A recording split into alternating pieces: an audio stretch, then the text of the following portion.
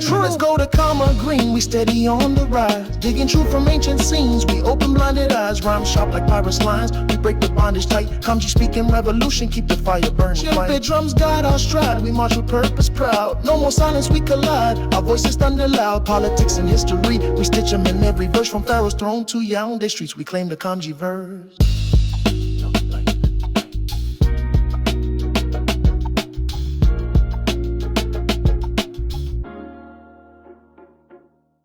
The question that is coming back to me is whether or not Black people should care. Do you think that Black people should care about this? Yes. Why? I don't think it's fair to use, well, this is how they voted, not our problem. I think that that's dangerous, and I think it's a slippery slope. When you look at how these policies are being implemented, how people are being hunted, and these agencies are doing things at their own discretion, they seem to be lawless, they seem to be overusing their power, overstepping their power, I should say. I think that you need to be afraid because there's no justification. It was just criminals. Now it's not criminals. It's really, we don't want you here. You're not like us, in a sense. And so where does that stop? Okay, if you're successful in this manner, well, now let's move to another group of people who aren't like us, who we also want to displace or put in a unfavorable situation. I brought that up to one person. You know what their response was? That it already happened to us. It happened to us first. So there's no fear that it's going to rebound and come back and happen to us. It already happened to us. So the fear that something can't get worse? This is what I would say. The way my brain is organized, it's fair, unfair, just, unjust. And if injustice is happening, I care.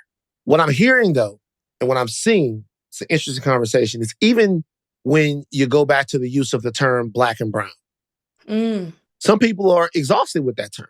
Interesting. Some people are like, I don't look at these things as Black and brown. What I want is a hyper focus on Black issues. They're saying, hey, that's a brown fight. And when that's what they're saying. They're saying, hey, they're saying that's a brown fight. I was very upset after the election, and I watched some people vote against what I thought were their own interests and vote for their further subjugation and their own people being ripped out of fucking schools and being ripped out of their workplaces. And I looked at that and I was like, well, fuck it. If you don't care, why should I? Issues like this always come back down to what kind of world do you want to live in? I have to be focused on what's best for Black people. But I also don't want to live in a world where a 4-year-old has to represent themselves at an immigration hearing. What are some of my thoughts on the Black people staying home movement? Most of the people saying that are not politically active. They wouldn't be politically active if their life depended on it. They'll never be politically active. They're reactionary. They're grifters. You know, most of the individuals saying this, outwardly saying stay home, have reactionary politics. They're fecal brain dissimulationists. You know, they would align themselves with Margaret Vincent Thomas and just other, uninformed reactionary actors, within the Black political field. These are some of the same, lineages I spoke about in my last video, how some of the same lineages who are bastardizing reparations for the sake of promoting welfare capitalism, what Neely Fuller said was off code, reparations in the form of cash payments as opposed to a continuous program that never ends. The individuals promoting this are responsible for chattelization and slavery. They come from some of the same lineages, both on the African continent and in the United Snakes, who participated in the enslavement of Black people, who were facilitators of the enslavement of Black people. So I would never look towards these reactionaries as a solution for anything political in the United States because they promote white supremacy. See, a lot of these Black people are out here talking about how many Mexicans promote white supremacy. And yes, there is conflict ethnically within the Hispanic community about, whether or not they should go for Hispanidad, Spanish identity, European identity, as opposed to some of their native indigenous identities. So you do have a conflict within the Mexican community with respect to so-called white and with respect to so-called brown. Many of the Mexicans who come to the United States want to associate themselves with whiteness as a form of power because they see that white is at the top and black is at the bottom. So they want to improve themselves, improve their race by intermingling with white people. But this is no different from the fecal brain assimilationists. Like if you look at FBA, they will call somebody with a so-called black American parent and a white American parent a black American, but somebody with 7 black American great grandparents and 1 black immigrant, great grandparent, a tether. Umar Johnson, Roland Martin is an example of this. I think Candace Owens has one of her grandparents from the Virgin Islands, which is a U.S. territory. But these individuals use this, in terms of reactionary politics as a way of divvying up the black population and fighting against solidarity. So these people are frauds, they are, if you want to say that Mexicans are white supremacists and Mexicans promote, white supremacy, Nazism, European, Western hegemony, yes, in many ways they do. But FBA would be the black version of these same reactionary Mexicans. And, the Latino community is very diverse. There are certainly people who would define themselves as black, and, we can have that nuanced conversation at another date.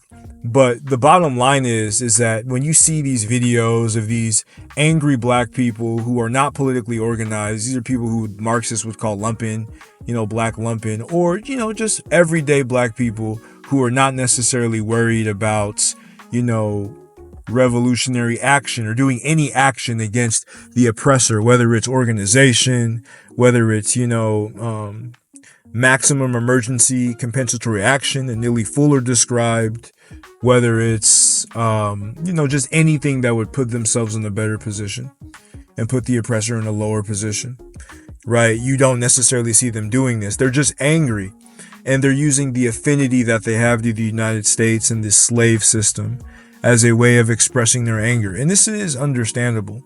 It is understandable to have emotional people. But grifters, they go on top of that and they weaponize the emotions of a lot of these lost sheep in the black community, and they weaponize it to build their grift, to build their pyramid scheme. So, when you really look at just the affinity scams, like affinity scams are definitely a thing. And when it comes to most of these charlatans on, the interwebs, they use black identity because there's not necessarily as developed of African-centered institutions in black institutions, especially within the Western world. There's a large void opened up for grifters to try to sell what they promote as true when in actuality it's false. Hidden Colors is an example of this. Like, looking at the politics of, the individual and individuals behind Hidden Colors, I wouldn't necessarily say that you should be listening to them, these fecal brain assimilationists, when it comes to this immigration issue, because they bastardized Neely Fuller. They bastardized Francis Cress Welsing. They bastardized, Carter G. Woodson. They bastardized John Henry Clark. They even bastardized, Malcolm X. They bastardized Martin Luther King while claiming to come in the name of these great leaders. They are scammers. They are frauds. This is what they do. They bastardize these things, and then they use it to promote their petty trinkets. FBA is an online retail store. It is absolutely not. It is absolutely not a legitimate lineage. It is a hate group, in terms of its function and operation.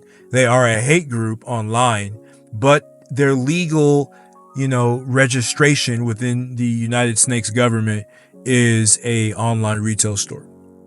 So they are designed as Flex's bank account, Marcus Vincent Thomas's bank account, to be able to benefit, Connie Cobb and the whole, Nishidiot family, their immediate family, when it comes to vacations. And it's really, really sad that you could have political movements be built, from scams and from grifters. I wouldn't even call it a political movement. It's more of a bowel movement, because 9 years into the game, after they grifted and derived themselves off of, Yvette Carnell's ADOS, which is a branch off from Piffer, they haven't really accomplished much, especially not when it comes to leading black people. All it took is social media, and a Burkinabe man and Ibrahim Traore has accomplished more than they will ever accomplish.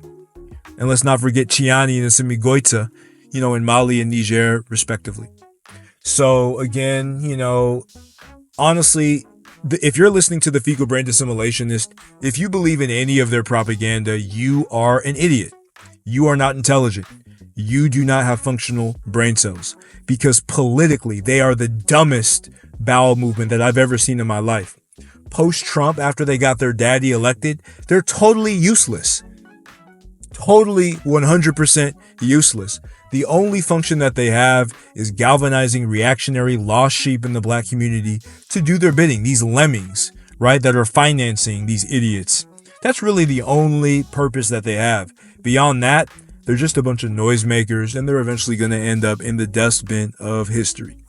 That's all I got for y'all on this one. I'm going to catch y'all on the next one. Peace. Let's go to Karma Green, we steady on the rise. Digging truth from ancient scenes, we open blinded eyes. Rhyme sharp like pirates' lines, we break the bondage tight. Kamji speaking revolution, keep the fire burning. Shield drums guide our stride, we march with purpose proud. No more silence, we collide, our voices thunder loud. Politics and history, we stitch them in every verse. From Pharaoh's throne to Yaoundé streets, we claim the Kamji verse.